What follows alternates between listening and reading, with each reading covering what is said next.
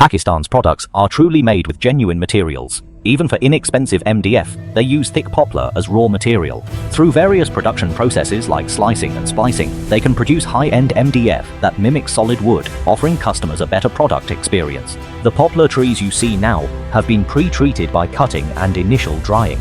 To prevent issues during the slicing process due to overly dry wood, they are first placed in a special high-temperature softening pool. Here, they soak in specially formulated softening solution for 2.5 days. The pool is continuously heated to maintain a constant temperature of 60 degrees. Once the wood is fully softened, it is lifted with a high-powered electric hoist and transported via specially designed rails to the designated slicing workshop.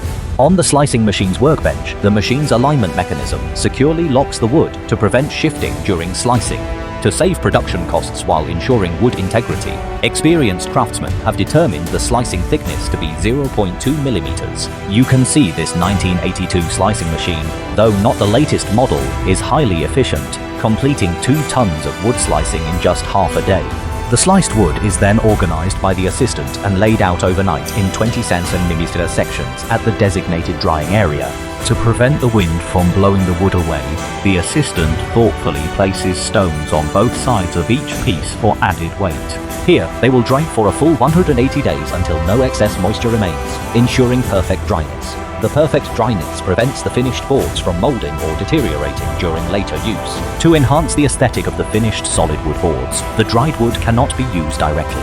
2 assistants use special cutting tools to trim the edges that don't meet processing standards. The white parts on both sides, which are not aesthetically pleasing, are also removed, leaving only the most standard colored and sized middle section for making faux solid wood MDF. Since the width of a single piece is insufficient, 2 craftsmen work together to splice them to the standard size, then use high adhesive cloth to bond them together, setting them aside for later use.